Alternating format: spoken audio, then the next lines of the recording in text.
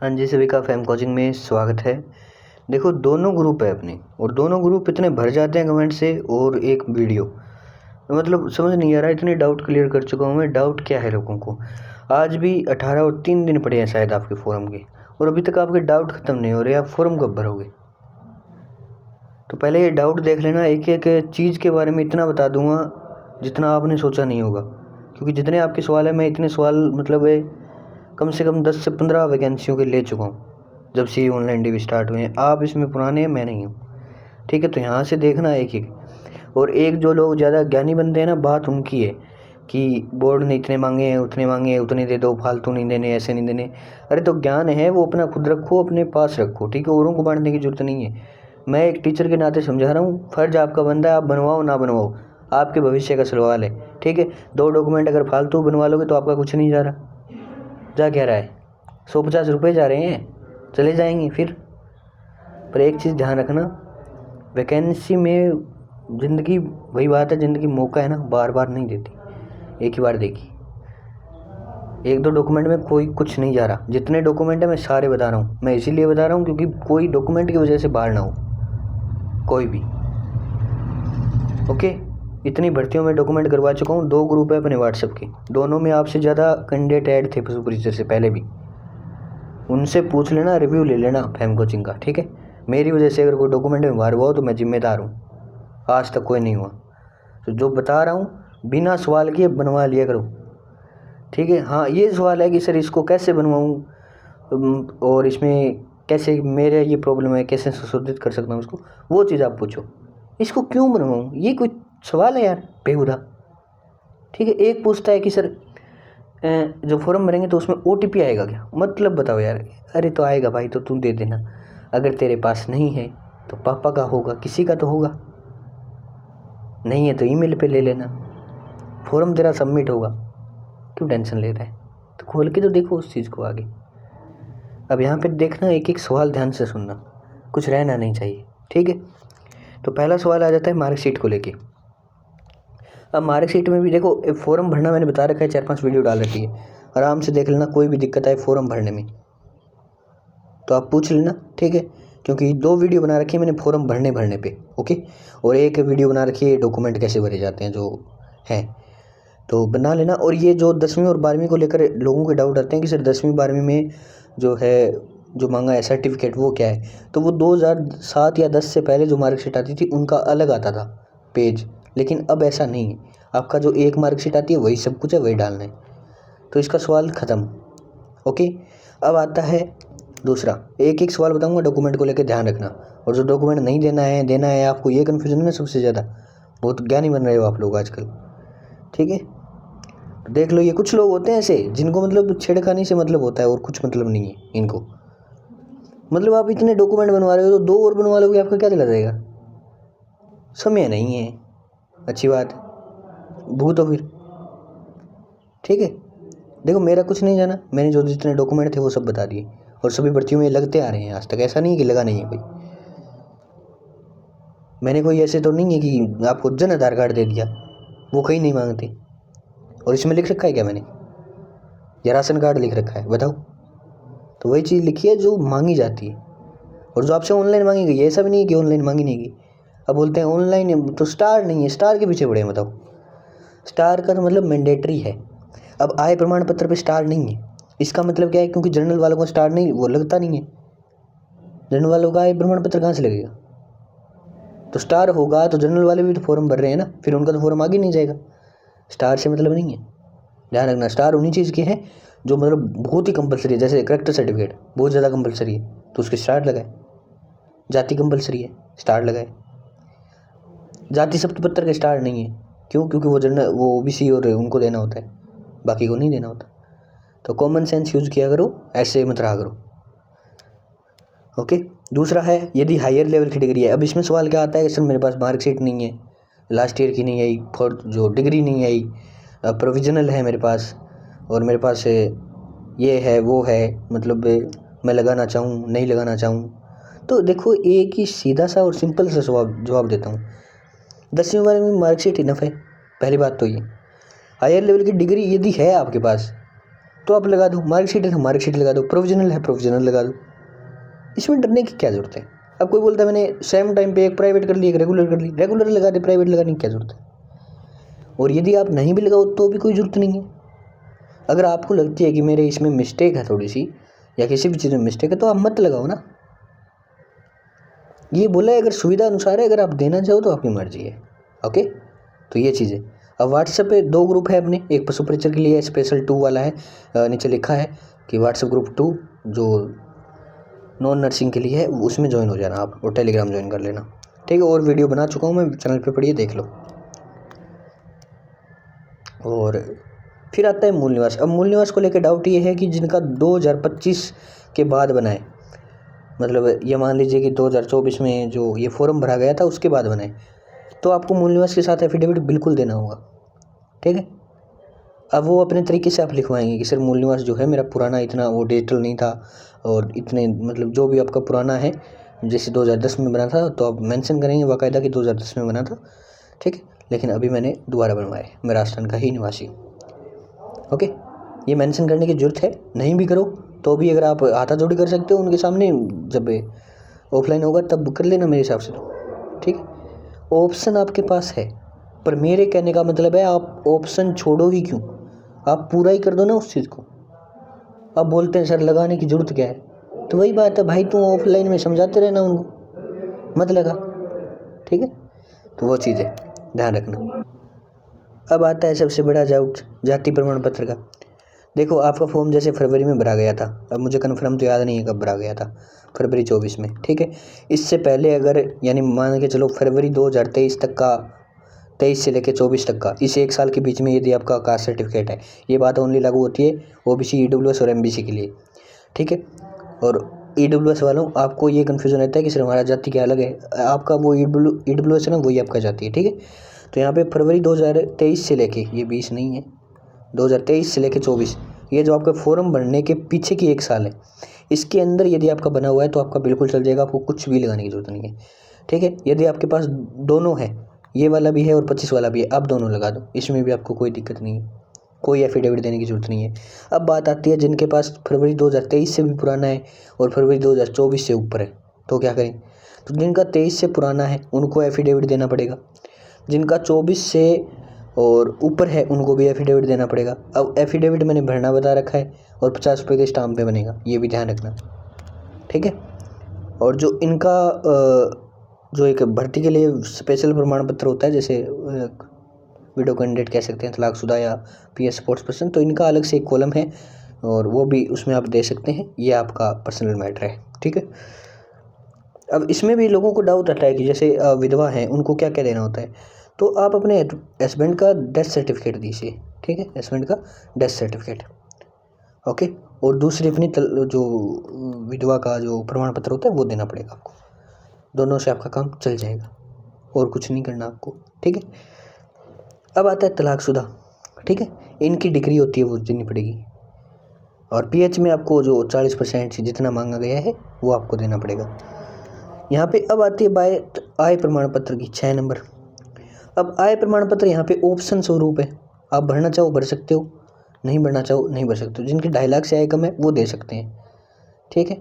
अब इसमें लोगों के सवाल आते हैं, आय प्रमाण पत्र मांगा नहीं है, ये नहीं, आय प्रमाण पत्र किसी भी भर्ती में मांगा नहीं जाता, ठीक है। ये मतलब जैसे राजस्थान की पहले भर्तियाँ आती थी उनमें लिखा गया है कि आय प्रमाण पत्र जो है, सॉरी विज्ञप्ति जो आती है आपकी, उसमें लिखा होता है कि आय प्रमाण पत्र जिनकी 2.5 लाख से आय कम है उनको देना होगा, ठीक है। तो विज्ञप्ति पढ़ें, ये जो अभी डॉक्यूमेंट आए हैं उनमें आय प्रमाण पत्र आपको मिले ना मिले मुझे पता नहीं है, लेकिन हाँ इतनी बात है कि आय प्रमाण पत्र आपको तब देना है जिनकी आय 2.5 लाख से कम है और 4 पेज वाला देना है। अब बनेगा किसके नाम से? तो पापा के नाम से बनता है मोस्टली, तो अगर किसी के पापा नहीं तो आप भाई के नाम से बनवा लो। अब विवाहित महिलाएं बोलती है ससुराल के यहाँ का नहीं चलेगा, बिल्कुल नहीं चलेगा, फादर के यहाँ का चलेगा, ठीक है। अब फिर कुछ लोग बोलते हैं कि विवाहित महिलाएं उनके फादर तो गवर्नमेंट जॉब में है और इन्होंने आय भर दी 2.5 लाख से कम, क्योंकि इनके हस्बैंड है उनकी आय 2.5 लाख से कम है, तो अब इनका क्या कन्फ्यूजन है? तो वो मत दो, वो दो ही मत इनकम, ओके। दूसरी बात आती है एनओसी फॉर गवर्नमेंट सर्विसमैन, और ये इनको एनओसी देनी पड़ती है। विवाह प्रमाण पत्र, मैरिज सर्टिफिकेट, तो मैरिज सर्टिफिकेट में देखो यहाँ पे क्या डाउट आता है। तो मैरिज सर्टिफिकेट में डाउट ये आता है कि जिनका 2006 से पहले का है, जैसे है ही नहीं, तो उनके लिए तो एक स्पेशल फॉर्मेट दिया गया है, वो बनवा लो। जिनका विवाह प्रमाण पत्र, उन्होंने क्या किया था कि एप्लीकेशन फॉर्म भरा था, उनके बाद उनका विवाह हुआ है, तो वो क्या करें, तो यदि उनके पास है तो आप लगा दो, कोई दिक्कत नहीं है। अब कॉलम मिलेगा आपको, वहाँ पर लगा देना। आपको कोई अलग से एफिडेविट लगाने की ज़रूरत नहीं है कि सर मेरी शादी उस टाइम नहीं हुई थी, नहीं, ऐसा कोई बताने की ज़रूरत नहीं है। ओके, बस मैरिज सर्टिफिकेट लगा देना। अब बात आती है जिनका विवाह पहले हो गया था लेकिन उन्हें फॉर्म में जानबूझकर नहीं भरा, ठीक है, वो क्या करें, वो भी लगा दो, ठीक है। उसमें भी आपको एफिडेविट लगाने की कोई ज़रूरत नहीं है, कोई नीड नहीं है, ठीक है। हस्तलिपि वाला क्या करें? हस्तलिपि वाला तो सिंपल एक फॉर्मेट है, उसे भरना है और उस पर साइन करने हैं और सीधा लिखना है, उसकी फ़ोटोकॉपी करवा के ही आपको देना है, इसमें कोई स्टाम्प वगैरह नहीं लगेगा। ओके। अब ये जो करेक्टर सर्टिफिकेट है, इन पे सबसे बड़ा डाउट है। पहले बात तो 2 करेक्टर सर्टिफिकेट चाहिए होते हैं। पहले तो 2 गेजेटेड अधिकारी वाले, उन पे तो कोई समस्या ही नहीं है। अब इस पे समस्या ये आती है, कोई फ़ोटो लगा लेता है, कोई फ़ोटो नहीं लगाता। पूछते हैं लोग, फ़ोटो लगाओ या ना लगाओ आपकी मर्ज़ी, इससे कोई मतलब नहीं है। अब बात आती है सर एक जो अंतिम संस्थान वाला है उसका क्या?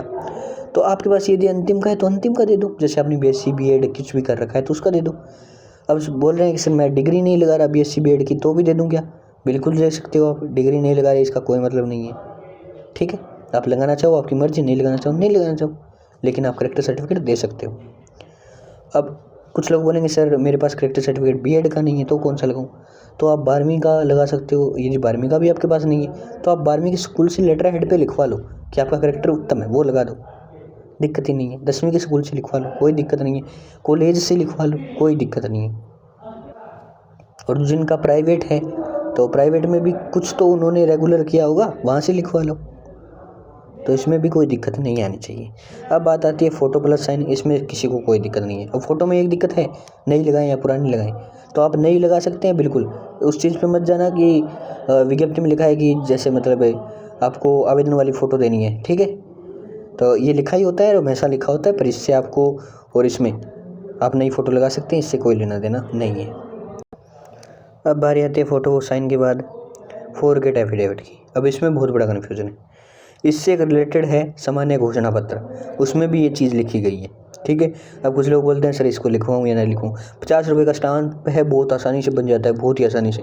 बनवाना चाहो बनवा सकते हो, नहीं बनवाना चाहो दोनों कॉलम में जो आपका सामान्य घोषणा पत्र है वो ऐड कर दो, उससे भी कोई दिक्कत नहीं है। ये बनवाना चाहो ये ऐड कर दो, दिक्कत कहाँ आ रही है? बस आपको एक तो या तो ग्रुप पढ़ना है या मतलब आपको खुद को कन्फ्यूजन रखना है, अपने माइंड में स्ट्रेस लेना है फालतू का। अरे मतलब खुद कॉमन सेंस लगाओ कि इसको मैं बनवाता हूँ तो मेरा कुछ घट रहा है क्या, ठीक है। अगर नहीं घट रहा है तो मैं इसको बनवा लूँ। मैं सोचूँ काहे को फालतू कि मैं ऐसा करूँ या ना करूँ, फालतू में सोचा करो, सीधा जो करना है वो करना है, भविष्य का सवाल है आपका, बस ये सोच के कर लो। सामान्य घोषणा पत्र ये लगता है मैं यहाँ पे कोई ऐसे ही नहीं बता रहा बकरा या कुछ और, पीछे वाले आपके जो आपका ग्रुप है उसमें जूनियर अकाउंटेंट के बंदे भी ऐड हैं, उनसे पूछ लो उनका फॉरगेट लगा था या नहीं लगा, बिल्कुल मैंडेटरी था, उससे पूछ सकते हो आप। सामान्य घोषणा पत्र ये वही है, 50 रुपये के स्टाम्प पे बनेगा, ठीक है। और इसमें जो स्टाम्प लिख रखा है मैंने, ज़रूरी नहीं है कि इनमें नहीं लिख रखा, तो वो हो सकता है कोई भूल चूक से रह गया भी होगा, तो वो देख लेना। जैसे ये फॉरगेट वाला एक तो, और एक जाति वाला है उसका स्टाम्प लगेगा, एक अटेस्टेशन फॉर्म है उस पर सीधे ही जो आपका स्टाम्प वगैरह कुछ नहीं लगता, वो आगे आएंगे बताऊंगा, ठीक है, जैसे जैसे आते जाएंगे वैसे बताता जाऊंगा। और एक डाउट आता है कि सर वो जो आपका एक टॉप वो कॉलम है शब्दपत्र का, सीधा शब्दपत्र लिखा है उस पर क्या करना है, तो वो फॉरगेट के लिए था पहले तो, ठीक है। अब इसका क्या कर दिया, अलग से दे दिया, धोखाधड़ी के नाम से दे दिया। तो उसमें आप सामान्य घोषणा पत्र धोखाधड़ी वाले में ऐड कर सकते हो, और ये आप उसमें अन्य शब्दपत्र वाले में ऐड कर सकते हो। पर अगर यदि आपने ये नहीं बनवाया है तो क्या करें, तो यदि आपका जैसे कोई विकल्प पत्र बच गया या कोई संविधान वाला बच गया, जो भी आपका बच जाता है मतलब XYZ, तो वो आप इसमें ऐड कर दो, कोई दिक्कत नहीं है।